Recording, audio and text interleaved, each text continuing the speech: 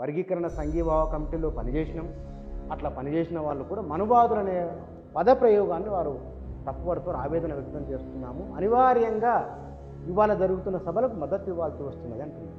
పై వర్గాలు చెప్పిన మాట కింది వర్గాలు వినాలని వాళ్ళని గుడికి దూరం చేసి, బడికి దూరం చేసి, సంపదకు దూరం చేసి, ఆయుధానికి దూరం చేసి, రాజ్యాధికారానికి దూరం చేసి అసమానతలు సృష్టించినటువంటిది మనవాదం.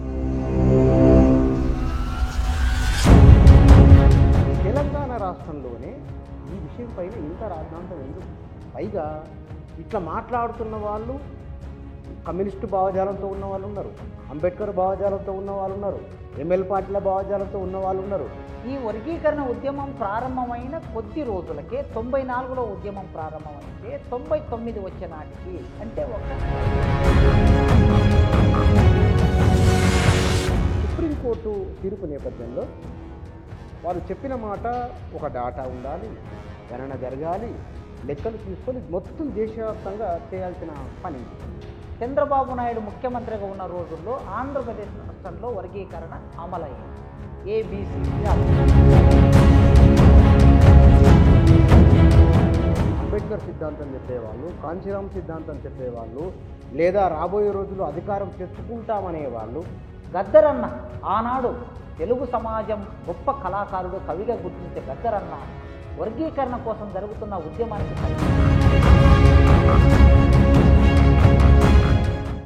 నమస్తే. ఎస్సీ వర్గీకరణ విషయంలో సుప్రీంకోర్టు తీర్పు తర్వాత మాల, మాదిగ ఈ రెండు కులాల మధ్య పోటాపోటీ మాటలు. రెండవది వర్గీకరణ మౌలికమైన అంశంపైనే విమర్శలు, ఆరోపణలు, ప్రత్యారోపణలు కొనసాగుతున్నాయి. ఈ మధ్యకాలంలో అవి మరింత పెరిగినాయి. వాస్తవానికి ఎస్సీ వర్గీకరణ సమస్యకు సుప్రీంకోర్టు ఒక పరిష్కారాన్ని చూపిస్తే ఆ పరిష్కారాన్ని ఎట్లా క్షేత్రస్థాయిలో అమలు చేయాలి, ఈ రెండు సామాజిక వర్గాలు, ఈ రెండు సామాజిక సమూహాల మధ్య ఏకరూపత రావాలంటే, ఏకాభిప్రాయం రావాలంటే ఏ మార్గాన్ని అనుసరించాలి? ప్రధాన స్రవంతిలో ఉన్న సమస్యలు ఒకటైతే కనుక అంటరాని కులాలుగా ఉన్న ఈ రెండు ప్రధానమైన కులాల మధ్య ఏకాభిప్రాయం రావాలి. పరస్పర విమర్శలు లేకుండా ఉండాలంటే ఎట్లా ముందుకెళ్లాలో తెలుసుకుందాం. దీనిపైన ప్రొఫెసర్ కాసిం గారు మన దగ్గర ఉన్నారు, వారితో మాట్లాడదాం. సార్ నమస్కారం. నమస్తే సార్, మనం కొద్ది రోజుల కిందనే, కొద్ది నెలల కింద ఎస్సీ వర్గీకరణ మీద మీతో మాట్లాడినాను. దానిపైన చాలామంది కామెంట్లు రాసిండ్రు. మీరు ప్రతిపాదించిన, మీరు చెప్పింది బాగుందని మెజారిటీ అభిప్రాయం వ్యక్తం చేశారు. హైదరాబాదులో నిర్వహించిన మొన్నటి సభ, మాల మహానాడు, కొన్ని సంఘాలు మిమ్మల్ని కృష్ణమాదిగా ఇద్దరి చేసిన అక్కడక్కడ మాట్లాడుతున్న కొన్ని మాటలు, వాటిని మీరు ఎట్లా మీరు వాటిని సమాధానం చెప్పాలనుకుంటారు ఆ ప్రశ్నలకు ముందు? ఆ తర్వాత విషయంలోకి వెళ్తానండి.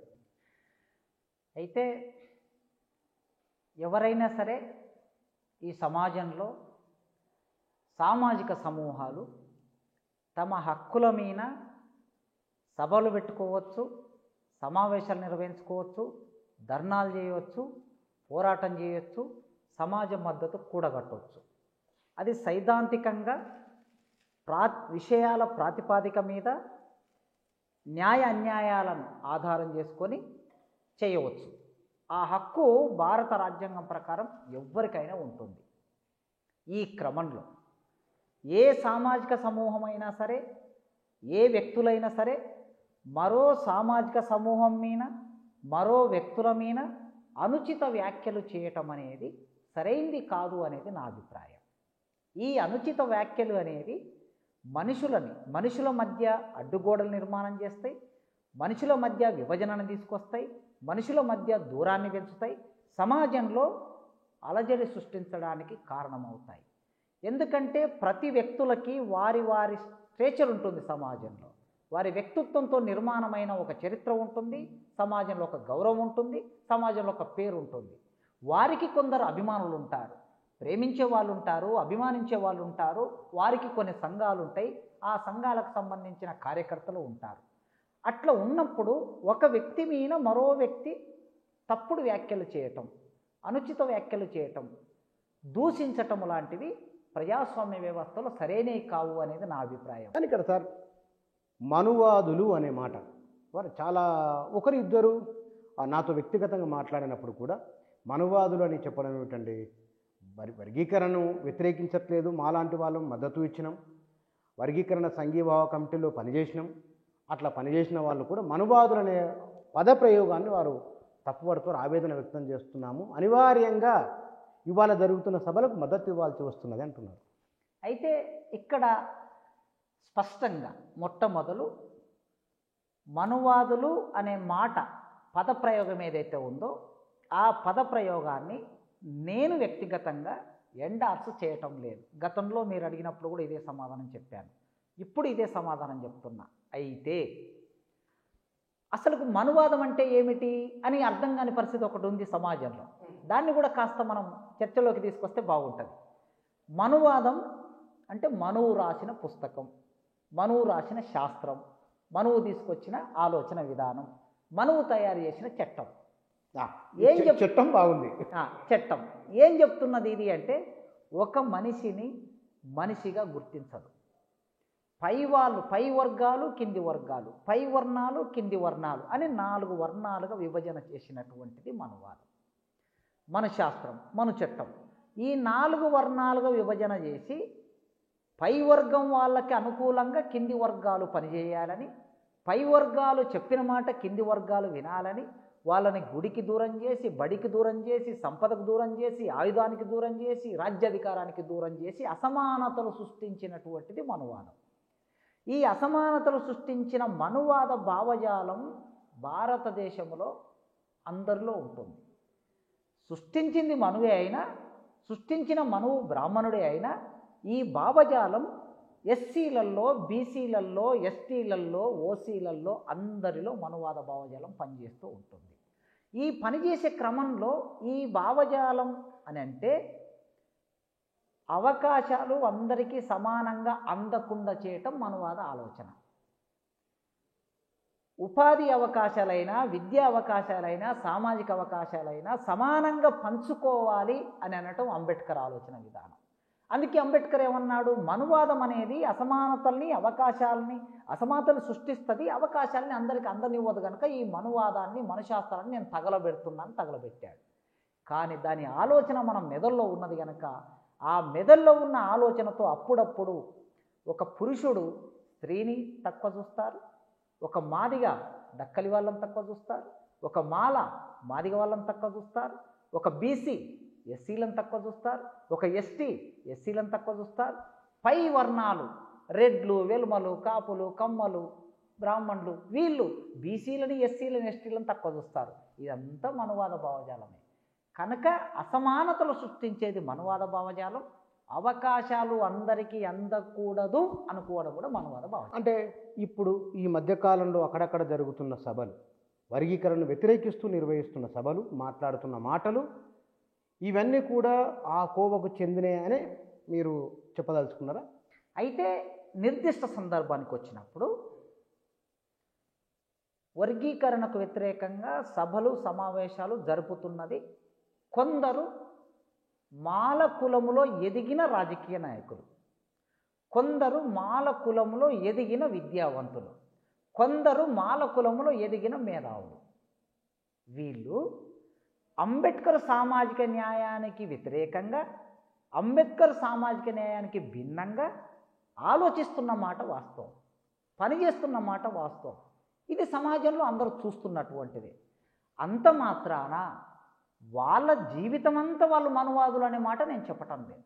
వాళ్ళలో కూడా మనువాదానికి వ్యతిరేకంగా పోరాటం చేసిన వాళ్ళు ఉన్నారు.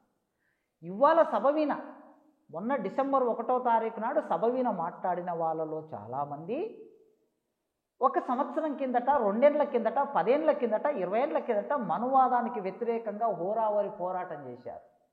మనువాదానికి వ్యతిరేకంగా రచనలు రాశారు, మనువాదానికి వ్యతిరేకంగా పుస్తకాలు వేశారు, మనువాదానికి వ్యతిరేకంగా సభల్లో ప్రసంగాలు చేశారు, సంఘాలు పెట్టారు, పోరాటాలు చేశారు. 10 ఏళ్ల కిందట. ఇవాళ వెళ్ళి అక్కడ వాళ్ళు మాట్లాడారు. ఇవాళ ఆ సభ విన మాట్లాడినంత మాత్రాన వాళ్ళు మనువాదులని నేను అనుకోవటం లేదు. ఇవాళ వాళ్ళు ఆ సభ నిర్వహించినంత మాత్రాన వాళ్ళు మనువాదులని అనుకోవటం లేదు. అయితే ఎక్కడన్నా ఒక చోట వాళ్ళ ఆలోచన విధానములో దానికి సంబంధించిన ప్రభావం కనిపిస్తున్నది అనేది ఈ సందర్భంలో మనకు అర్థమవుతున్నది. చాలా అంటే మీరు సమాధానం చెప్పడం కూడా ఒక పోలిక సందర్భాన్ని చెప్తున్నారు. సుప్రీంకోర్టు తీర్పు నేపథ్యంలో వాళ్ళు చెప్పిన మాట ఒక డాటా ఉండాలి, గణన జరగాలి, లెక్కలు తీసుకొని మొత్తం దేశవ్యాప్తంగా చేయాల్సిన పని ఇది. తెలంగాణ రాష్ట్రంలోనే ఈ విషయం పైన ఇంత రాద్ధాంతం ఎందుకు? పైగా ఇట్లా మాట్లాడుతున్న వాళ్ళు కమ్యూనిస్టు భావజాలంతో ఉన్న వాళ్ళు ఉన్నారు, అంబేద్కర్ భావజాలంతో ఉన్న వాళ్ళు ఉన్నారు, ఎంఎల్ పార్టీల భావజాలంతో ఉన్న వాళ్ళు ఉన్నారు. అయితే వర్గీకరణ ఉద్యమం 1994లో ఉమ్మడి ఆంధ్రప్రదేశ్ రాష్ట్రంలో ప్రారంభమైంది. ఇది 30 ఏళ్ళు అయింది. ఈ ఉద్యమం ప్రారంభమై 30 ఏళ్ళు దాటింది. ఈ వర్గీకరణ ఉద్యమం ప్రారంభమైన కొద్ది రోజులకే 94లో ఉద్యమం ప్రారంభమైతే 99 వచ్చే నాటికి అంటే ఒక 5 సంవత్సరాల కాలంలో వర్గీకరణ చట్ట రూపం దాల్చింది. చంద్రబాబు నాయుడు ముఖ్యమంత్రిగా ఉన్న రోజుల్లో ఆంధ్రప్రదేశ్ రాష్ట్రంలో వర్గీకరణ అమలయ్యింది. ఏబిసిడిగా అమలయ్యింది. అమలైన తర్వాత వర్గీకరణ చట్టాన్ని సుప్రీంకోర్టు కొట్టేసింది. 4 ఏళ్ల తర్వాత కొట్టేసింది. కనుక ఉద్యమం మొదలైంది ఇక్కడి నుంచే, కొట్టివేసింది సుప్రీంకోర్టులో, మళ్ళీ దాని మీద సుప్రీంకోర్టులో కొట్టివేసిన దాని మీద ఎగో బెంచ్కి ఛాలెంజ్కి వెళ్ళింది ఇక్కడ నుంచి. అట్లే అక్కడ పంజాబ్ నుంచి, హర్యానా నుంచి, తమిళనాడు నుంచి కూడా వెళ్ళారు. కనుక ఇవాళ సుప్రీంకోర్టు రాజ్యాంగ ధర్మాసనం వర్గీకరణ చేసుకోవటం చట్టబద్ధమే, ఇది దేశవ్యాప్తంగా చేస్తారా రాష్ట్రాల పరిధిలో చేస్తారా అనే మాట మాట్లాడలేదు సుప్రీంకోర్టు. సుప్రీంకోర్టు ఏం మాట్లాడిందంటే ఒక పర్టికులర్ విషయం ఉంది అక్కడ, దాన్ని తప్పుదారి పట్టించే చర్చ ఇవాళ చాలామంది బయట సభల్లో సమావేశాల్లో చేస్తున్నారు. సుప్రీంకోర్టు ఏమన్నదంటే 341 ఆర్టికల్ ప్రకారం వర్గీకరణ చేయడం తప్పు అని 2004 నవంబర్ 5వ తారీఖు నాడు ఆనాటి సుప్రీంకోర్టులో 5 మంది జడ్జీలు తీర్పిచ్చారు. ఆ ధర్మాసనం చెప్పిందా? ఆ 5 మంది సభ్యుల కూటమి ఆనాడు తీర్పిచ్చింది. అయితే ఈ పాయింట్ని ఆధారం చేసుకున్నది. ఇప్పుడు మొన్న 2024 ఆగస్టు 1వ తారీఖు నాడు సుప్రీంకోర్టు ఇచ్చిన తీర్పు దేన్ని ఆధారం చేసుకున్నదంటే 341 ఆర్టికల్ ప్రకారం వర్గీకరణ చేయడం తప్ప ఒప్ప, ఇది వాళ్ళకి సెంటర్ పాయింట్. ఈ సెంటర్ పాయింట్ని ఆధారం చేసుకొని వాళ్ళు విస్తృతంగా అధ్యయనం చేశారు. విస్తృతంగా అధ్యయనం చేసి 341 ఆర్టికల్లో వర్గీకరణ చేయాలని కానీ వర్గీకరణ చేయొద్దని కానీ లేదు. ఆ ఆర్టికల్లో ఉన్నదల్లా ఏమిటి అంటే ఎస్సీ జాబితాలోకి ఒక కొత్త కులాన్ని చేర్చాలన్నా, ఉన్న కులాన్ని తీసేయాలన్నా, ఎస్టీ జాబితాలోకి కొత్త కులాన్ని చేర్చాలన్నా, ఒక కొత్త కులాన్ని ఒక ఉన్న కులాన్ని తీసివేయాలన్నా రాజ్యాంగ పరిధిలో పార్లమెంటు పద్ధతిలో రాష్ట్రపతి వరకు జరగవలసిన ప్రాసెస్ను మాత్రమే 341 ఆర్టికల్ చెబుతుంది. వర్గీకరణకు సంబంధించిన ప్రస్తావన ఎక్కడ 341 లేదు. కనుక 341 ఆర్టికల్ వర్గీకరణకు వ్యతిరేకం కాదు. అందుకే రాష్ట్రాలు ఎవరైనా సరే, ఆనాడు ఆంధ్రప్రదేశ్ రాష్ట్రం వర్గీకరణ చేసింది కనుక రాష్ట్ర ప్రభుత్వాలు అక్కడ ఉండే జనాభా ప్రాతిపాదిక మీద, అక్కడ ఉండే ఆర్థిక రాజకీయ సామాజిక పరిస్థితుల ఆధారంగా ఎస్సీ రిజర్వేషన్ను 15% ఉన్న ఎస్సీ రిజర్వేషన్ను లేదా 16% ఉన్న ఒక్కొక్క రాష్ట్రంలో ఒక్కొక్కలాగా ఉంది రిజర్వేషన్, అట్లా వాళ్ళ శాతాన్ని అన్ని కులాలకి సమానంగా పంపిణీ చేసుకునే అధికారం రాష్ట్ర ప్రభుత్వాలకి ఉంది అనేది సుప్రీంకోర్టు తీర్పు. ఈ సుప్రీంకోర్టు తీర్పును దీన్ని భిన్నమైన పద్ధతిలో వ్యాఖ్యానం చేస్తూ ఎవరికి తగినట్లు వాళ్ళు వ్యాఖ్యానం చేస్తూ మాట్లాడుతున్నారు. వాళ్ళు ఏం చెప్పారు అదే మాట్లాడాలి. ఎందుకంటే చదువుకున్న వాళ్ళు, మేధావులో గుర్తింపబడిన వాళ్ళు, బుద్ధిజీవులుగా ఉన్నవాళ్ళు సమాజానికి సత్యమే చెప్పాలి కానీ మన ఇష్టాలతో ముడిపడిన విషయం చెప్పకూడదు ఎప్పుడు కూడా. కనుక అక్కడున్న ఆ విషయం ఆధారంగా వెంటనే తీర్పు రాగానే తెలంగాణ అసెంబ్లీ నడుస్తూ ఉన్నది. రేవంత్ రెడ్డి అసెంబ్లీలోకి వచ్చి 119 మంది ఎమ్మెల్యేల సాక్షిగా వర్గీకరణ న్యాయబద్ధమైనది, ఈ వర్గీకరణకు సంబంధించిన చట్టాన్ని వెంటనే నేను చేస్తాను, మొత్తం భారతదేశంలో చట్టం చేసిన మొదటి రాష్ట్రంగా తెలంగాణ రాష్ట్రం ఉంటుంది అని ప్రకటించాడు. దానితో పాటు మీరు అన్నట్లు 30 సంవత్సరాల నుంచి వర్గీకరణ అనేది న్యాయసమ్మతమైంది. ఒకే అవకాశము ఉన్న అవకాశాలని కొందరే పొందటం అనేది తప్పు. భారత రాజ్యాంగం ప్రకారమే తప్పు. భారత రాజ్యాంగం ఏం చెప్తున్నది? భారతదేశ పౌరులమైన మేము భారతదేశాన్ని సర్వసత్తాక సార్వభౌమ లౌకిక సామ్యవాద గణతంత్ర రాజ్యంగా గుర్తిస్తున్నాము, ఇట్లు భారత ప్రజలమని ప్రియంబుల్ ఉంటుంది. గుర్తిస్తున్నామని ఉండి రాజకీయాల్లో సమానత్వం, ఆర్థిక సమానత్వం, సామాజిక సమానత్వం, హక్కుల్లో సమానత్వం, అవకాశాల్లో సమానత్వం, ఉపాధిలో సమానత్వం అని కంటిన్యూగా ఉంటుంది. This is called preamble. ప్రియంబులే ఏం చెప్తుందంటే ఉపాధి అవకాశాలని పౌరులందరూ సమానంగా పొందాలి, విద్యా అవకాశాలను పౌరులందరూ సమానంగా పొందాలి, రాజకీయ అవకాశాలను పౌరులందరూ సమానంగా పొందాలని ప్రియంబుల్ చెప్తుంది.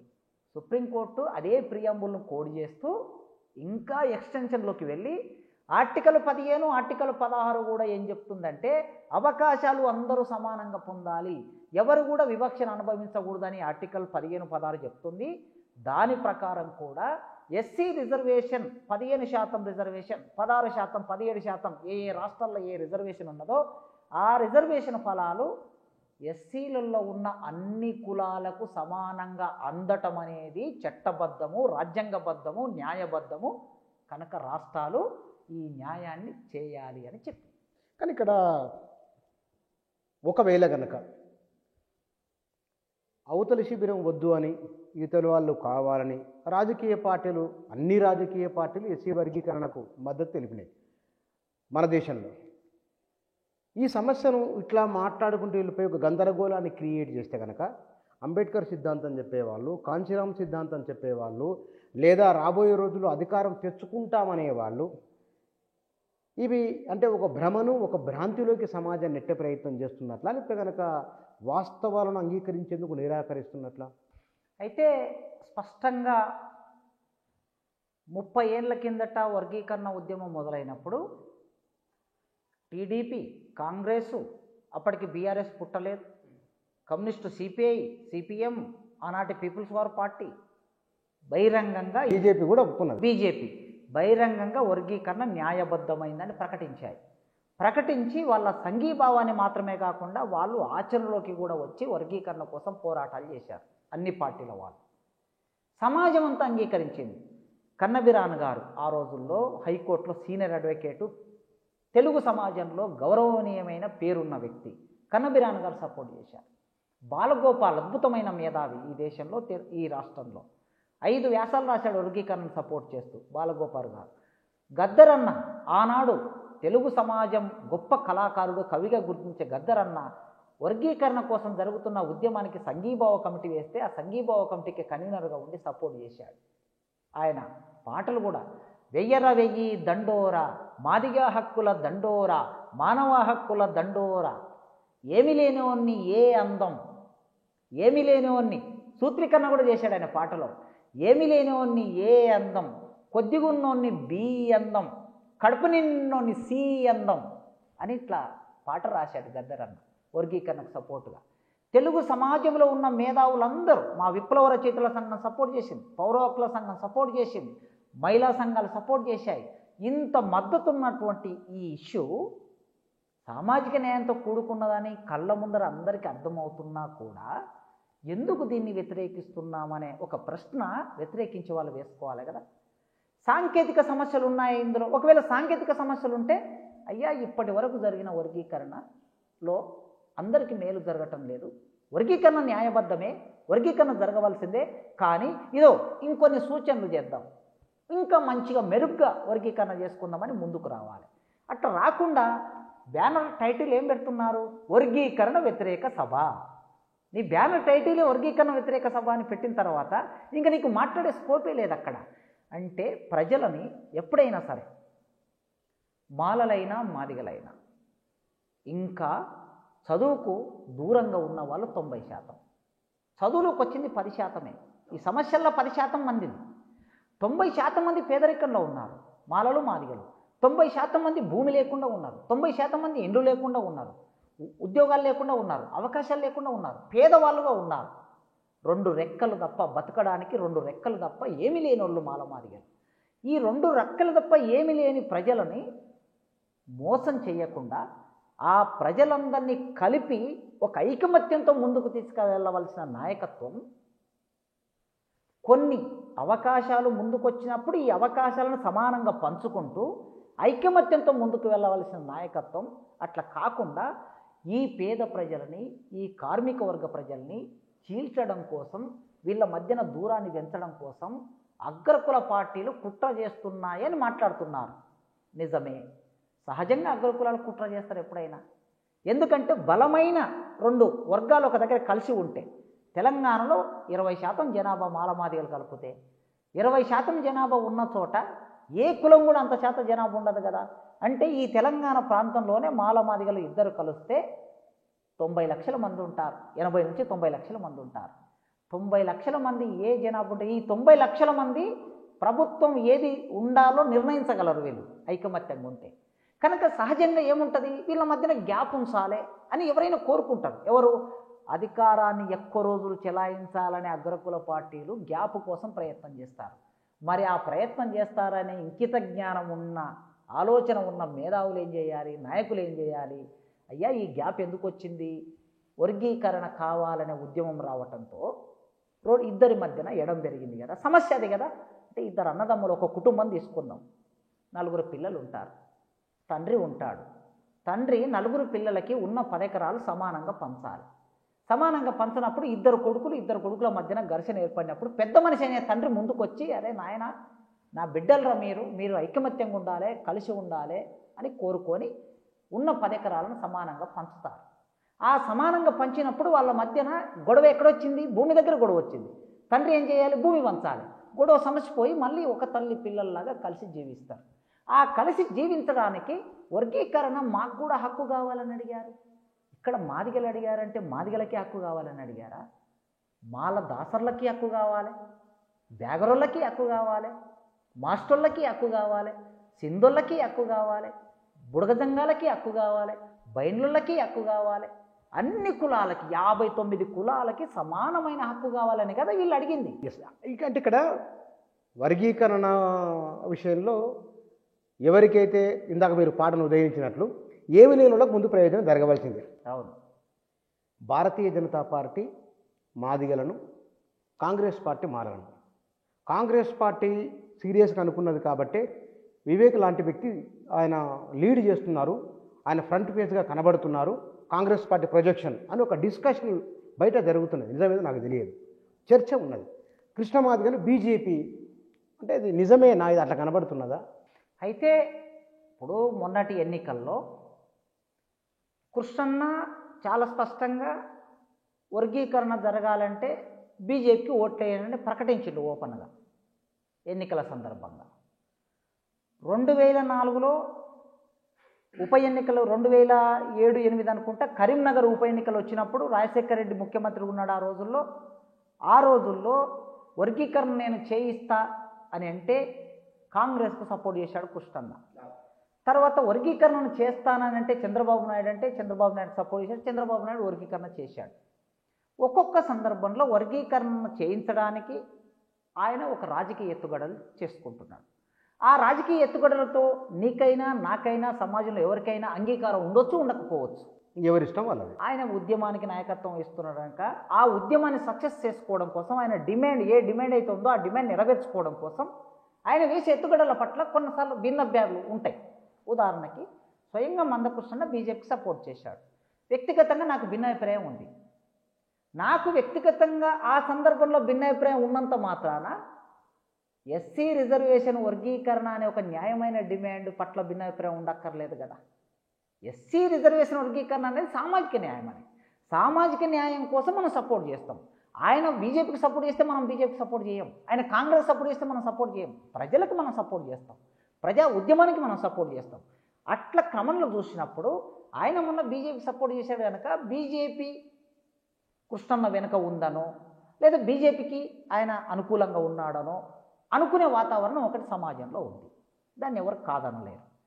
సేమ్ టైం మాల మహానాడుకు సంబంధించి లేదా మొన్న జరిగిన సభకు సంబంధించి ఆ పర్టికులర్ ఎమ్మెల్యే ఎవరైతే ఉన్నారో ఆ సభ నిర్వహించిన ఆ ఎమ్మెల్యేకు సంబంధించిన చరిత్ర మనం చూసినా ఆనాడు సుప్రీంకోర్టులో 2004లో కేసు వేయించింది వాళ్ళ నాన్నగారు.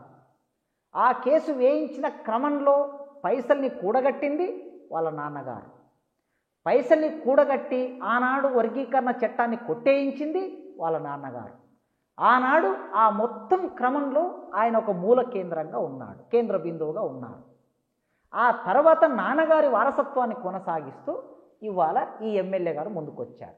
ఆ ఎమ్మెల్యే గారు స్వయంగా కాంగ్రెస్ పార్టీ, వాళ్ళ నాన్నగారు సుదీర్ఘకాలం కాంగ్రెస్ పార్టీ, ఇప్పుడు ఆయన కాంగ్రెస్ పార్టీలో ఉన్నాడు. ఈ ఎమ్మెల్యే కాంగ్రెస్ పార్టీలో ఉండి ఆయన కొడుకు కాంగ్రెస్ పార్టీ ఎంపీ, ఆ ఎమ్మెల్యే కాంగ్రెస్ పార్టీ, ఆయన తమ్ముడు కాంగ్రెస్ పార్టీ, ఒకే ఇంట్లో ముగ్గురు కాంగ్రెస్ పార్టీలో ప్రజాప్రతినిధులుగా ఉన్నారు. ఆ ముగ్గురు వచ్చి వేదిక మీద నిలబడి ఇంకా మిగతా ఎమ్మెల్యేలు కూడా వేదిక మీద ఉండి ఆ సభను నిర్వహిస్తే ఇది కాంగ్రెస్ సభ అని అనుకోకుండా ఇది బీఆర్ఎస్ సభ అని ఎవరైనా అనుకుంటారండి? కామన్ సెన్స్ ఉండే ఎవరైనా సరే ఆ సభా వేదిక మీదకి బీఆర్ఎస్ ఎమ్మెల్యేలో, బీజేపీ ఎమ్మెల్యేలో, ఇంకేదైనా కమ్యూనిస్టు పార్టీ ఎమ్మెల్యేలో వచ్చి ఉంటే ఓహో ఇది మేధావులందరూ కలిసి లేకపోతే సంఘాలు కలిసి జర్నల్గా పెట్టారని ఒక భావన వస్తుంది. మొత్తం కాంగ్రెస్ పార్టీ ఎమ్మెల్యేలందరూ వేదిక మీద ఉండి సభ నిర్వహించిన తర్వాత, ముందుండి నిర్వహించిన తర్వాత, మొత్తం ప్రచారం చేసిన తర్వాత ఇక మరి దీని వెనుక కేంద్రంలో ఉండే కాంగ్రెస్ పార్టీ నాయకత్వం, ఢిల్లీలో హస్తినాపురిలో ఉండే కాంగ్రెస్ పార్టీ నాయకత్వం నుంచి మొదలు పెడితే ఇక్కడి కాంగ్రెస్ పార్టీ నాయకత్వం వరకు ఒక లింకు ఉంది కనుక ఈ లింకులో భాగంగా నడిచిందని ఎవరైనా అనుకుంటారు. అనుకుంటే అన్న వాళ్ళదైతే తప్పు కాదు కదా. కానీ ఇక్కడ మీరు ఒక సందర్భం వచ్చింది కాబట్టి ముఖ్యమంత్రి రేవంత్ రెడ్డి ఎస్సీ వర్గీకరణ విషయంలో అనుకూలంగాను, ఆయన సుప్రీంకోర్టు చెప్పిన వెంటనే అసెంబ్లీలో చెప్పడం, అది అంటే ఎంత కన్సర్న్ ఉంటుంది తప్ప చెప్పడం సాధ్యం కాదు. ఆయన మీద కూడా విపరీతమైన ఒత్తిడి వచ్చింది అని అంటున్నారు. మీకు ఏమైనా సమాచారం ఉన్నదా? అయితే బయట నేను వింటున్న మాట, మేము రేవంత్ రెడ్డి గారిని స్వయంగా కలిశాం. కొందరు మేధావులం వెళ్ళి ఎమ్మెల్యేలు కలిసి వెంటనే సుప్రీంకోర్టు తీర్పు వచ్చింది కదా, మీరు వెంటనే అమలు చేయండి. మేము ఎందుకు కలిసామంటే ఒక పర్టికులర్ సందర్భంలో కలిసాం. డిఎస్సి పరీక్ష నడుస్తున్నది. ఈ డిఎస్సి అయిపోగానే మీరు ఉద్యోగాలు ఇస్తారు నిరుద్యోగులకి. గ్రూప్ 1 ఎగ్జామ్ కూడా మీరు నిర్వహిస్తామంటున్నారు. గ్రూప్ 1 ఎప్పుడు పడితే అప్పుడు వచ్చేది కాదు, 5 ఏళ్ళకో 10 ఏళ్ళకో ఒకసారి గ్రూప్ 1 వస్తుంది. కనుక గ్రూప్ 1 పరీక్ష జరిగేలోపుగా, నియామకాలు జరిగేలోపుగా, డిఎస్సి జరిగేలోపుగా, గ్రూప్ 2 జరిగేలోపుగా, ఇతరత్ర పోస్టులు ఫిలప్ చేసేలోపుగా మీరు వెంటనే చట్టం బద్ధం చేస్తే మాదిగ నిరుద్యోగులకి కూడా మేలు జరుగుతుంది, లాభం జరుగుతుంది. దయచేసి మీరు వెంటనే దీని పట్ల చర్యలు తీసుకోండి అని చెప్పి మేము వెళ్ళి కలిసినప్పుడు ఆయన చాలా స్పష్టంగా చెప్పాడు, వర్గీకరణ చేయడానికి నేను కమిట్ అయి ఉన్నా, నేను దీనికి నిబద్ధతతో పనిచేయాలనుకున్నా. మీరు వచ్చి అడుగుతున్నారు కనుక నేను మొహమాటం కోసం మీ దగ్గర చెప్పటం లేదు. నాకు మాదిగల బాధ ఏమిటో తెలుసు, వాళ్ళు ఎంత వెనకబడి ఉన్నారో, పేదరికంలో ఉన్నారో నాకు తెలుసు. నేను రాజకీయ ఎదుగుదలలో నేను జడ్పీటీసీ నుంచి మొదలు పెడితే ఇవాళ ముఖ్యమంత్రి కావడానికి నా రాజకీయ ఎదుగుదలలో అడుగడుగున మాదిగలు ఉన్నారు. నేను ఖచ్చితంగా చేసి పెడతాను, వర్గీకరణ చట్టం నేను తీసుకొస్తాను. మీరు ఇక్కడ వచ్చినటువంటి మీ యొక్క అభినందనల కోసం నేను చట్టం చేయాలనుకోవటం లేదు. నేను మాదిగ కమ్యూనిటీ కోసం చేస్తా. నా పదవి, నేను ముఖ్యమంత్రిని, మాదిగలకు నేను అది చేస్తే రేపు మాదిగలు నాకు ఓట్లు వేస్తారని కూడా నేను అనుకోవటం లేదు. వాళ్ళు ఓట్లు వేసినా ఓట్లు వేయకపోయినా ఒక న్యాయాన్ని రక్షించాలి కనుక నేను ఆ చట్టం చేస్తా అని ఆయన మాట ఇంత స్పష్టంగా నేను అక్కడ ఉన్నాను కనుక అని. ఇంకో మాట ఏమన్నాడంటే, ఒక్కొక్కసారి రాజకీయంలో ఉన్నప్పుడు చాలా అవరోధాలు ఉంటాయి. మాదొక పెద్ద పార్టీ, ఈ పెద్ద పార్టీని ముందుకు నడిపించే క్రమంలో పైనుంచి కింది వరకు ఒక చైన్ సిస్టమ్ ఉంటుంది. ఆ క్రమంలో నేను పరిగెత్తాలనుకున్నప్పుడు ఒక్కొక్కసారి పరిగెత్తలేని పరిస్థితి ఉంటుంది, నిదానంగా నడవాల్సిన పరిస్థితి కూడా ఏర్పడవచ్చు. కానీ పరిగెత్తి చేయవలసిన దాన్ని నడుచుకుంటైనా నేను చేస్తా అన్నాడు ఆయన. ఇదే మాట, ఇదే వాడు, పరిగెత్తి చేయవలసిన దాన్ని నడుచుకుంటైనా చేస్తా, కానీ చేయడం తప్పదు అన్నాడు. కమిట్మెంట్తో ఉన్నాడు. ఉన్న తర్వాత జరుగుతున్న పరిణామాలన్నీ మనం చూస్తూ ఉన్నాం. ముఖ్యమంత్రి గారి మీద ఒత్తిడి పెట్టాలనేటోళ్ళు పెడతారు సహజంగా. కానీ ఒక రాష్ట్రానికి ముఖ్యమంత్రి అయిన వ్యక్తి ఆయనకు అనుకూలమైన వ్యక్తులని ఎమ్మెల్యేలను చేయాలనుకున్నాడు, ఎమ్మెల్యేలను చేశాడు, సీట్లు తెచ్చుకున్నాడు. తాను అనుకున్న వ్యక్తులని ఎంపీలు చేయాలనుకున్నాడు, సీట్లు తెచ్చుకున్నాడు, ఎంపీలను చేశాడు. కనుక 60 లక్షల మంది ప్రజలకు సంబంధించిన ఆకాంక్ష కనుక ఆ ఆకాంక్షని చేయాలనుకున్నారు. మీరు ఖచ్చితంగా చేయాలని మీ ఛానల్ ద్వారా వారికి నేను విజ్ఞప్తి చేస్తున్నాను. కానీ ఇక్కడ మీ విషయంలో వచ్చిన ఒక ప్రశ్న, రెండు ఉన్నాయి. ముందు ప్రశ్న అడుగు దాంట్లో. ప్రొఫెసర్ కాసిం లాంటి మేధావి ఈయన కులాన్ని భుజానికి వేసుకోవడం ఏమిటి? అంతగానము కులం గురించి భుజానికి వేసుకొని పదే పదే మాట్లాడడం ఏంటి? కొంత ఇబ్బందికరంగా ఉందని కొందరు అక్కడక్కడ అంటూ ఉన్నారు. అయితే నేను విప్లవ రచయితల సంఘం సభ్యుడిని. నేను విప్లవాన్ని కోరుకుంటా. భారతదేశంలో విప్లవం రావాలి, ప్రజలందరూ సమానంగా జీవించే రోజు రావాలని కోరుకుంటా ఈ దేశంలో. సేమ్ టైం నేను పుట్టిన కులం మాదిగ. నేను పుట్టిన కులం భారతదేశంలో అత్యంత వెనుకబడిన కులం. ఏ ఉత్పత్తి వనరు లేనటువంటి కులం, భూమి లేని కులం, సంపద లేని కులం, అధికారం లేని కులం. ఆ కులానికి సంబంధించిన ఒక డిమాండ్ ముందుకొచ్చినప్పుడు, ఆ డిమాండ్ న్యాయమైందనుకున్నప్పుడు ఎంత దూరమైనా వెళ్ళి ఆ డిమాండ్ కోసం పనిచేయటం అనేది మనకు సంబంధించిన నిబద్ధత. న్యాయమైంది అనుకున్నప్పుడు, ఆ న్యాయమైంది అని అనుకోని ఇంట్లో కూర్చోవడం కాదు నిబద్ధత. న్యాయమైంది అని ఒక ప్రకటన ఇచ్చి ఉదాసీనంగా చాలామంది ఉంటారు. మీ డిమాండ్ న్యాయమైందండి అని ఒక ప్రకటన ఇచ్చి ఉదాసీనంగా ఉంటారు. ఉదాసీనంగా ఉండటం వలన లాభం జరగదు. యాక్టివ్ పార్టిసిపేషన్ ఉండాలి. ఆ యాక్టివ్ పార్టిసిపేషన్ అనేది ప్రజలను సమీకరించడానికి, నిర్మాణం చేయడానికి, ఉద్యమించడానికి పోరాట రూపాలను ఎంపిక చేసుకోవాలి. ఆ ఎంపిక చేసుకునే క్రమంలో నేను ఎంఆర్పిఎస్లో భాగం కాదు, నేను ఎంఆర్పిఎస్ సంఘంలో సభ్యుని కాదు, నేను మాదిగ ఉద్యోగుల సంఘంలో సభ్యుని కాదు, మాదిగ విద్యార్థి సంఘంలో సభ్యుని కాదు. నేను ఒక మేధావిగా, ఆలోచనపరుడిగా, బుద్ధిజీవిగా తప్పనిసరిగా నా పాత్ర నెరవేర్చాలి. తప్పు చేస్తే, ఒక తప్పుడు విషయంలోనికి వెళితే ఖచ్చితంగా ఎవరైనా దాన్ని తప్పు పట్టవచ్చు. న్యాయమైన దానికోసం నేను భుజాన వేసుకోవటం అంటే కారంచెడు సంఘటన జరిగింది. కారంచెడు సంఘటన మాదిగలను చంపారు. అక్కడ కారంచెడులో మాదిగలను చంపితే మాదిగలకి మద్దతుగా బ్రాహ్మణులు, వెలుమలు, రెడ్లు, కాపులు, కమ్మలు, మేధావులు, నాయకులు అందరూ మాదిగలకు మద్దతుగా ఒక 5 ఏళ్ళు పోరాటం చేశారు.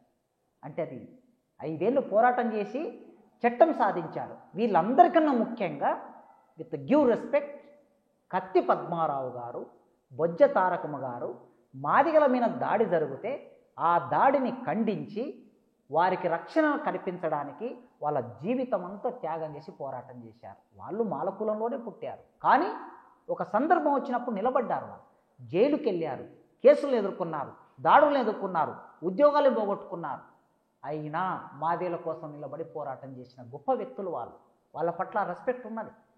అంటే ఆ ఉద్యమానికి వాళ్ళు సపోర్ట్ చేసి పోరాటం చేసినట్టే కులం కోసం పనిచేసినట్లు కాదు, ఒక సామాజిక న్యాయాన్ని నెరవేర్చడం కోసం పనిచేసినట్లు. అందులో మావోయిస్టు పార్టీ ఆనాడు పీపుల్స్ వార్ పార్టీ సపోర్ట్ చేసింది. ఆనాడు జరిగిన సభలు వరవర్రావు గారు, గంట చక్రపాణి గారు, కత్తి పద్మారావు గారు, బొజ్జ తారకం గారు, గద్దర్ అన్న వీళ్ళందరూ అక్కడ పాల్గొన్నారు ఆ సభలో. అట్లే ఇవాళ జరుగుతున్న వర్గీకరణ సభలో, వర్గీకరణ కోసం జరుగుతున్న సభల్లో నేను పాల్గొనటం అంటే నేను కులం కోసం పనిచేస్తున్నట్లు కాదు, సామాజిక న్యాయం కోసం పనిచేస్తున్నానని అర్థం. కానీ ఇక్కడ బహుశా మీ మీద అభిమానం ఉన్న వాళ్ళు ఉంటారు. మీరంటే సహజమే కదా, వృత్తిపరంగా వచ్చే జలసి ఉండొచ్చు, ఏముండొచ్చు, కారణాలు ఏమన్నా కావచ్చు. లేదా మీరు వాళ్ళకు మద్దతు ఇవ్వకు, మీరు కావచ్చు, లేదా ఎంఆర్పిఎస్ ఉద్యమ సారథి కావచ్చు. మీ ప్రభావం కొన్ని సందర్భాలలో హోల్ కమ్యూనిటీ ఒక ప్రభావం చూపిస్తున్నది, ఎఫెక్ట్ అవుతున్నది అనే ఒక చర్చ కూడా ఉంది బయట. అయితే అందుకే నేను చాలా స్పష్టంగా మాదిగ కమ్యూనిటీ గురించి మాట్లాడుతున్నప్పుడు, దాని ఉత్పత్తి క్రమాన్ని మాట్లాడుతున్నప్పుడు, వారి జీవన విధానం గురించి మాట్లాడుతున్నప్పుడు, వారి వృత్తికి సంబంధించిన డప్పు చెప్పు గురించి మాట్లాడుతున్నప్పుడు, వాళ్ళు ఈ దేశ ఉత్పత్తిలో భాగమైన చరిత్రను చెప్తున్నా. కుల ఉన్మాదాన్ని నేను రెచ్చగొట్టడం లేదు. ఇప్పటి వరకు నేను పల్లెత్తి ఒక్క మాల కులానికి చెందిన మేధావిని కానీ, నాయకుడిని కానీ, కార్యకర్తను కానీ ఒక్క తప్పుడు మాట ప్రయోగించి మాట్లాడలే. ఇప్పుడే మీ ముందే చెప్పాను, బొజ్జ తారకమ్మ గారు, కత్తి పద్మారావు గారు, గద్దరన్న, సత్యమూర్తి గారు విత్ గివ్ రెస్పెక్ట్తో మాట్లాడుతున్నా. అంత రెస్పెక్ట్తో మాట్లాడుతూ సేమ్ టైం ఏం చెప్తున్నానంటే, ఇది అధికార పార్టీ, అగ్రకుల బూర్జవ పార్టీలు మన మధ్యన గోడని మరింత పెంచడానికి ప్రయత్నం చేస్తున్నాయి.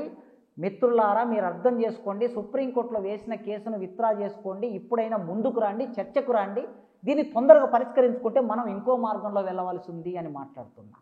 అంతే తప్ప మాదిగల్ని రెచ్చగొట్టి మాలల మీదకి తోసేటటువంటి పని నేను పనిచేసే సంఘాలు కానీ లేదా నేను నేర్చుకున్న విలువ కానీ ఎన్నడూ చెయ్యం. అది ఆ పద్ధతిలో మేము వెళ్ళాం. కానీ మాల మాదిగ ఈ ఇద్దరు కలిసి ప్రయాణించవలసిన వాళ్ళు కలిసి ప్రయాణించకుండా ఇట్లా కయ్యాలు పెట్టుకోవడం వలన ఇందాకనే మీరు అన్నారు బలహీన పడిపోతారని. బాగా చదువుకున్న వాళ్ళు, బాగా మేధావులు, సమాజాన్ని మార్చాలనుకున్న వాళ్ళు మీలో మీరే మారకపోతే, మీలో మీరే ఐక్యత రాకపోతే ఏం చేస్తారు, ఏం చెప్తారు? నిజమే. ఎప్పుడైనా బుద్ధిజీవులు, ఆలోచన పరులు చాలా పరిమితంగా ఉంటారు. పైగా మాల మాదిగల నుంచి ఎదిగినటువంటి వ్యక్తులు ఎవరైనా సరే వాళ్ళు చాలా అపురూపమైన వాళ్ళు ఈ సమాజంలో.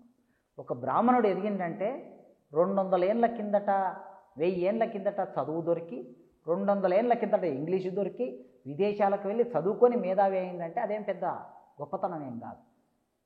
కానీ 1000 సంవత్సరాలుగా చదువుకు దూరమై అంబేద్కర్ ఇచ్చిన రాజ్యాంగ ఫలితంగా, రిజర్వేషన్ల ఫలితంగా చదువులోకి వచ్చి ఒక 30-40 ఏళ్ళ నుంచి ఎదుగుతున్నటువంటి మేధావులు వీళ్ళు, ఆలోచన పరులు.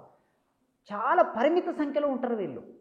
ఒక 5 మంది 10 మంది ఉంటే చాలా ఎక్కువ ఈ 2 కమ్యూనిటీలో కలిపి. ఆ ఎదిగినటువంటి అపురూపమైన మేధో వర్గము ఈ సమాజంలో సరైన దారి తీసుకోకపోతే, సరైన లైను తీసుకోకపోతే సమాజానికి చాలా నష్టం జరుగుతుంది. ఎప్పుడైనా సరే మేధస్సు ఉన్న వాళ్ళ ఆలోచనలు సమాజం మీద ప్రభావం వేస్తాయి. మీరు ప్రారంభంలో చెప్పినట్లు ఆ ప్రభావము వాళ్ళను అన్యాయము వైపు వెళ్ళేటటువంటి ఆలోచన ఎప్పుడు కూడా ప్రోధి చేయకూడదు. అది మన కులమైనా సరే, మన సందర్భం వచ్చినా సరే, అన్యాయము అనే ఒక భావన వచ్చిందంటే ఆ అన్యాయం మనవాడు చేసినా ఇది అన్యాయమే అని ఖండించాలి. మనవాడు కదా చేసిన అన్యాయం వదిలేయండి అనే భావన ఎన్నడూ కూడా చెప్పకూడదు. కనుక మాల కమ్యూనిటీలో ఉన్న మేధావులైనా, మాదిగ కమ్యూనిటీలో ఉన్న మేధావులకైనా నేను చేస్తున్న విజ్ఞప్తి ఏమిటంటే, మన సమాజం, వెనుకబడిన సమాజాన్ని మరింతగా చైతన్యం చేయడానికి కావలసిన ఆలోచనలు, సంస్కారవంతమైన సమాజాన్ని తీర్చిదిద్దాలి. ఇప్పుడిప్పుడే విద్యలోకి వస్తున్న, ఎదుగుతున్న ఈ తరాన్ని సరైన మార్గం చూపెట్టకపోతే పెడదారులు పట్టే అనేక అవకాశాలు ఈ సమాజంలో ఉన్నాయి. ఆ పెడదారుల వైపు వెళ్ళేటటువంటి చేయకూడదు. కుటుంబంలో మన పిల్లలకి మంచిని ఎట్లా చెప్పుకుంటామో కమ్యూనిటీ కూడా చెప్పవలసిన బాధ్యత ఎదిగినోళ్ళ మీద ఉంది కదా. కనుక నేను అదే పాత్రలోకి వెళ్తానని అనుకుంటున్నాను. ఒక సందర్భం గుర్తు చేస్తాను మీకు. నేను గతంలో ఆంధ్ర సారస్వత పరిషత్తులో లెక్చరర్గా ఉద్యోగం చేశాను. ఆంధ్ర సారస్వత పరిషత్తులో లెక్చరర్గా ఉద్యోగం చేసినప్పుడు అక్కడ నుంచి నేను ఉస్మానియా యూనివర్సిటీకి సెలెక్ట్ అయ్యి యూనివర్సిటీకి వచ్చాను. ఎవరైనా సరే డిగ్రీ కాలేజీలో పనిచేసి యూనివర్సిటీకి వచ్చినప్పుడు అక్కడ ఉన్నటువంటి పోస్టు పోతుంది. అది వాళ్ళు చేరిన ఉద్యోగం, ఆ పోస్టు పోతుంది, ఆ రిజర్వేషన్ పోస్టు పోతుంది. అది నేను అక్కడ నుంచి ఇక్కడికి వస్తూ ఉన్నప్పుడు నేను అక్కడ ప్రిన్సిపాల్గా ఉన్నా కనుక నేను ప్రిన్సిపాల్గా ఉన్నప్పుడే ఇక్కడికి వస్తాననే ఆలోచనతో ముందే అక్కడున్న బ్యాక్లాగ్ పోస్టును గవర్నమెంట్కు రాసి గవర్నమెంట్ నుంచి పర్మిషన్ తీసుకొని నేను ఇక్కడికి వచ్చిన తర్వాత అది నోటిఫికేషన్ వేశారు. అక్కడ ప్రిన్సిపాల్ నోటిఫికేషన్ వేస్తే దానికి ఒక 26 అప్లికేషన్లు వచ్చాయి. ఆ 26 అప్లికేషన్లో మాదిగ కమ్యూనిటీకి సంబంధించిన వాళ్ళవే ఎక్కువ అప్లికేషన్స్ ఉన్నాయి, మాల కమ్యూనిటీకి సంబంధించిన వాళ్ళవి ఎక్కువ అప్లికేషన్స్ ఉన్నాయి. ఉపకులాలకు సంబంధించి ఒకే ఒక అప్లికేషన్ ఉంది. సింధు కులానికి సంబంధించిన ఒక అప్లికేషన్ ఉంది. సింధు కులానికి సంబంధించిన అప్లికేషన్ ఉంది. అయితే అక్కడ నా దగ్గర చదువుకున్న నా విద్యార్థి, మెరిట్ ఉన్నటువంటి విద్యార్థి అక్కడ నేను ఇంటర్వ్యూలో వన్ ఆఫ్ ది మెంబర్ను. మళ్ళీ అక్కడ వస్తే ఒకటే చెప్పాను, లేక ఒక సింధు కమ్యూనిటీ నుంచి ఇంత దూరం ప్రయాణం చేశారు, నీవు ఇవాళ ఇక్కడ కాకపోతే నీకు ఇంకొక దగ్గర అవకాశం లభిస్తుంది. ఒక మాదిగగా నీకు అనేక అవకాశాలు ఉన్నాయి, నీవు ఎలివేట్ అయ్యావు, ఈ కాలేజ్ కాకపోతే ఇంకో కాలేజీలో వస్తుంది. కానీ సింధుకు మళ్ళీ అవకాశం రాదు. ఒక్కసారి కోల్పోయారంటే మళ్ళీ వాళ్ళు ఆ ఆలోచన వైపే రాలేరని చెప్పి అక్కడ నేను ఇంటర్వ్యూ బోర్డులో ఉండి ఒక సింధు కమ్యూనిటీకి సంబంధించినటువంటి డాక్టర్ గజ్వెల్లి ఈశ్వర్ అనే పేరు కూడా నేను చెప్తున్నా, ఎందుకంటే ఆ తమ్ముడు ఏం అనుకోడనే ఉద్దేశంతో. డాక్టర్ గజ్వెల్లి ఈశ్వర్, వరంగల్ జిల్లా, సింధు కమ్యూనిటీ. నేను ఏ పోస్ట్లో అయితే ఎస్సీ బి పోస్ట్లో నేను సెలెక్ట్ అయ్యాను, ఆ పోస్టు నుంచి నేను బయటకు వచ్చాను, అదే పోస్టును నా కమ్యూనిటీ, నా కింది కమ్యూనిటీకి ఒకరికి వచ్చేటట్లు చేశాను. నేను గర్వంగా చెప్పుకుంటా ఈ విషయాన్ని. ఎందరో డిగ్రీ కాలేజ్ నుంచి తమ ఉద్యోగాలను వదిలేసి వచ్చిన వాళ్ళు ఉన్నారు యూనివర్సిటీలకి, ఎందరో వచ్చారు. ఎవ్వరూ మళ్ళీ తిరిగి ఆ పోస్టును ఫిలప్ చేయలేదు ఇప్పటివరకు. మొత్తం ఈ తెలంగాణ స్టేట్లో నేను గర్వంగా చెప్తున్నా, నేను వదిలేసి వచ్చిన పోస్టులో మరొకరిని ఫిలప్ చేశాను. ఫిలప్ చేయటం కూడా నా కులానికి సంబంధించిన వాడిని కాకుండా సామాజిక న్యాయంతో నా కింది కులానికి సంబంధించిన సింధు కమ్యూనిటీ వానికి నేను అవకాశం ఇచ్చి వచ్చాను. అంటే ఏం కోరుకుంటున్నాము వర్గీకరణలో? న్యాయం, సామాజిక న్యాయం జరగాలని నేను నా సమాజానికి నేను చెప్తున్నా. నా ఆచరణలోనైనా, నా మాటలోనైనా, నా రాతలోనైనా సామాజిక న్యాయ భావాన్ని మీరు పెంపొందించుకోండి, అన్యాయమైన భావాన్ని పెంపొందించుకోవద్దు అని నేను నా ఉపన్యాసాల్లో సమాజానికి చెప్తున్నా. మాది కమ్యూనిటీకి కూడా అదే చెప్తున్నా.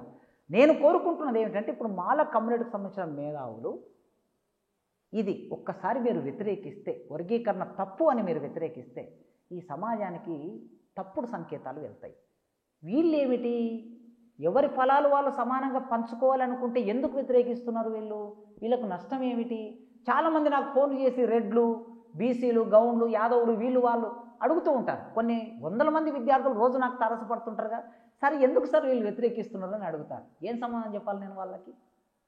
ఏమైనా నష్టం ఉందా సార్? వాళ్ళు ఇప్పటికీ మాకు అర్థం కాలేదు, వర్గీకరణ వద్దంటున్నారు, వాళ్ళ నష్టం ఏందో చెప్పడం లేదు.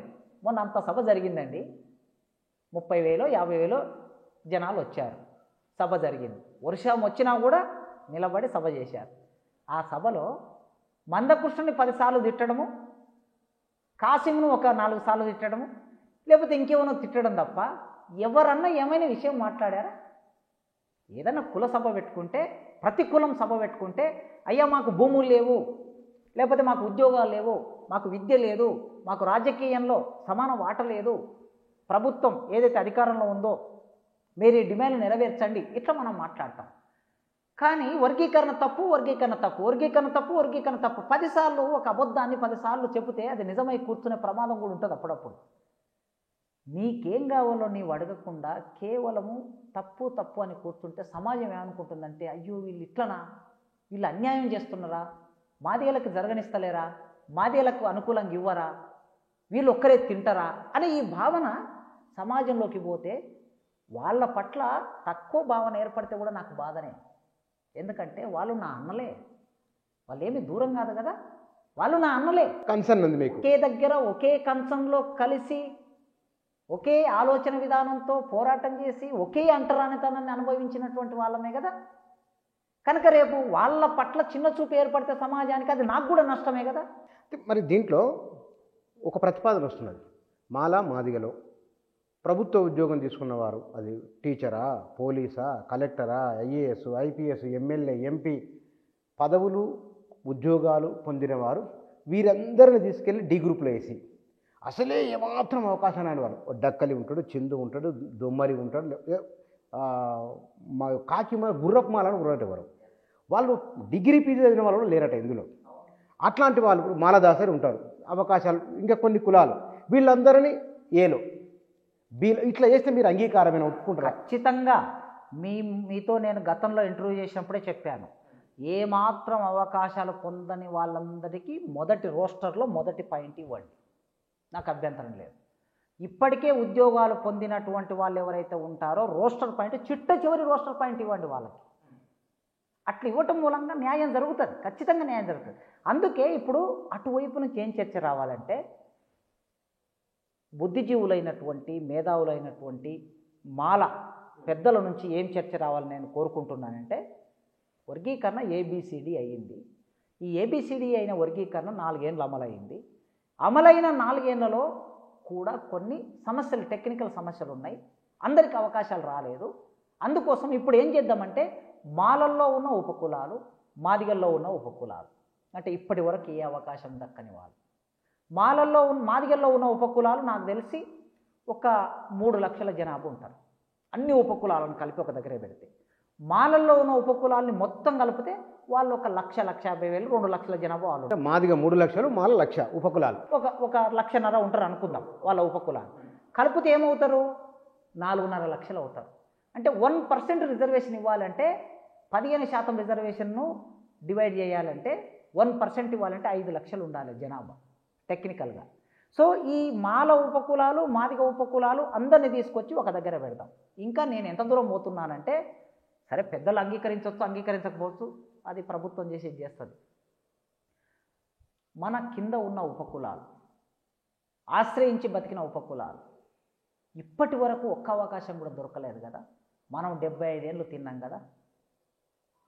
మాలలు మాదిగలు 75 ఏళ్ళు తిన్నారు. మాలలు 70% తింటే మాదిగలు 30% తిన్నారు. తినడం అంటూ జరిగింది, ఇద్దరు ఎంతో కొంత. తినటంలో వీళ్ళిద్దరి మధ్య అసమానత ఉంది, కానీ పంచుకున్నారు.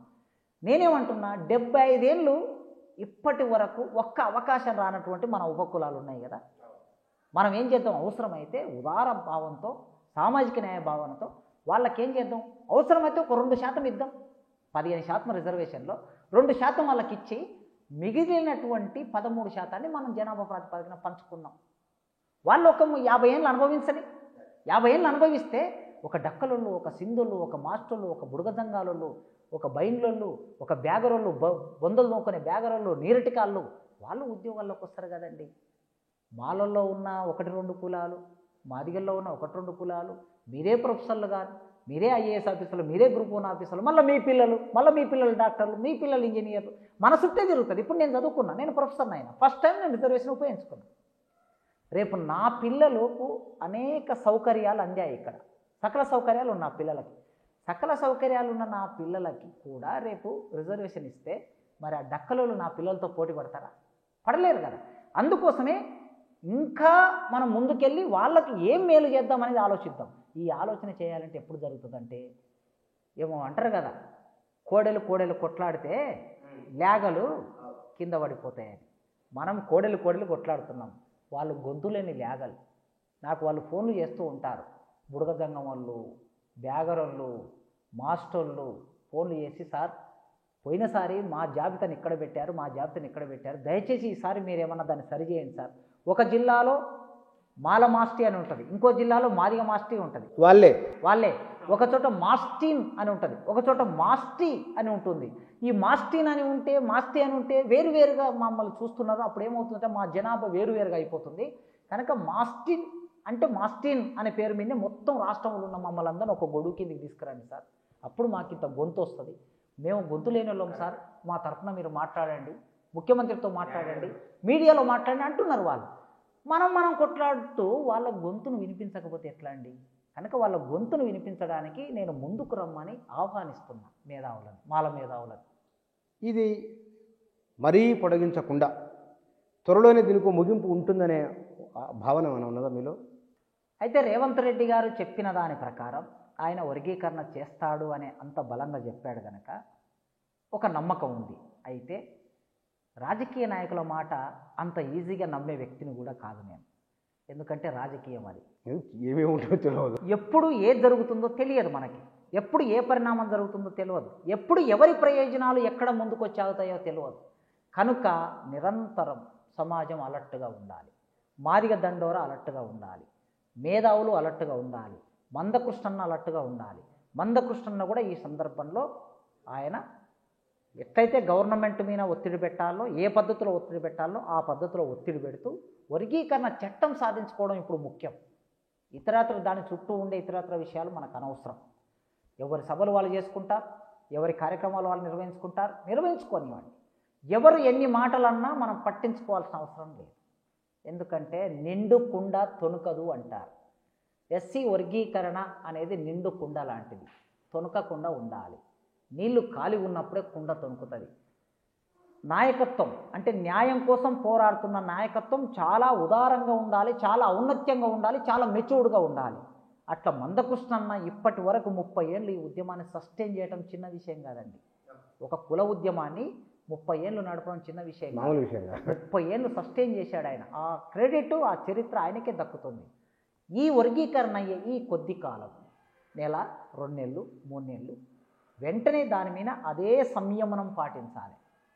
మాదిగ ప్రజలందరికీ నేను విజ్ఞప్తి చేస్తున్నా.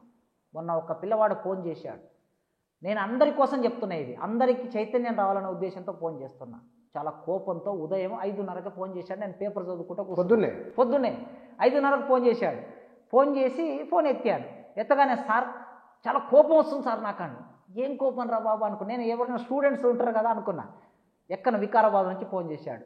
చాలా కోపం వస్తుంది నాకు, ఏదైనా చేతులు ఉంటే ఏదైనా చేయాలనిపిస్తుంది. అంటే ఏంది నీ పేరేంది, ఎక్కడి నుంచి చేస్తున్నావు అని. సార్ ఇంత అన్యాయంగా సభలో మాట్లాడతారా సార్ ఎవరైనా? ఎన్నడన్నా మందకృష్ణన్న ఇన్నాళ్ళు ఎట్లా పోరాటం చేశాడో మనం చూసాం కదా సార్. వికలాంగుల కోసం చేశాడు, వితంతువుల కోసం చేశాడు, గుండె జబ్బుల వాళ్ళ కోసం చేశాడు. శంకర్రావు మాల మంత్రి మీద అవమానం జరిగితే పోరాటం చేశాడు. ఇన్ని సందర్భాల్లో పోరాటం చేసిన ఆయనను పట్టుకొని ఇట్లా మాట్లాడతారా సార్, ఇట్లా చేస్తారా సార్ వాళ్ళు అని ఆవేశంగా మాట్లాడాడు. నేను అన్నా, తమ్ముడు ఇది ఆవేశపడవలసిన సమయం కాదు. ఆవేశం ఎవరి వినబడాలి? వేల సంవత్సరాలుగా మనల్ని అంటరాని వాళ్ళుగా చేసి దోపిడీ చేసి అధికారానికి సంపదకి దూరం చేసిన వాళ్ళ మీద ఆవేశపడాలి. వాళ్ళు మన అన్నలు తమ్ముడు. మన అన్న ఒక మాట అంటే మనం కడుపులో పెట్టుకోవాలి. మన అన్న ఒక తిట్టు తిడితే నా అన్ననే కదా అని అనుకోవాలి. అంతే తప్ప ఎవరి మీద ఆవేశాలు పెట్టుకోవద్దని చెప్పాను. నేను మీడియా కనుక కొన్ని లక్షల మంది చూస్తారు కనుక మాదిగా యువతి యువకులకు అప్పీల్ చేస్తున్నా, ఆవేశపడవలసిన సందర్భం కాదు. మీ ఆవేశం ఎప్పుడు ఉండాలనో ఎక్కడ ఉండాలనో అక్కడే ఉండాలి తప్ప మన అన్నల మీద మీ ఆవేశం కాదు, మన తమ్ముల మీద మన ఆవేశం కాదు, మన అక్క చెల్లెళ్ళ మీద ఆవేశం కాదు. రేపు ఎప్పుడైనా సరే మనం కలిసి పోరాటం చేయవలసిన వాళ్ళు. ఇవాళ చిన్న సమస్య వచ్చింది ఇంట్లో, ఒకరినొకరం అనుకుంటాం, మళ్ళీ రేపు కలిసి రాజ్యాధికారం వైపు, సంపద వైపు, అవకాశాల వైపు, భారత రాజ్యాంగాన్ని రక్షించే వైపు మనం పోరాటం చేయవలసిన వాళ్ళం కనుక సంయమనం పాటించాలని కార్యకర్త నుంచి మొదలుపెట్టి నాయకుల వరకు నేను విజ్ఞప్తి చేస్తున్నాను. Thank you sir. Thank you.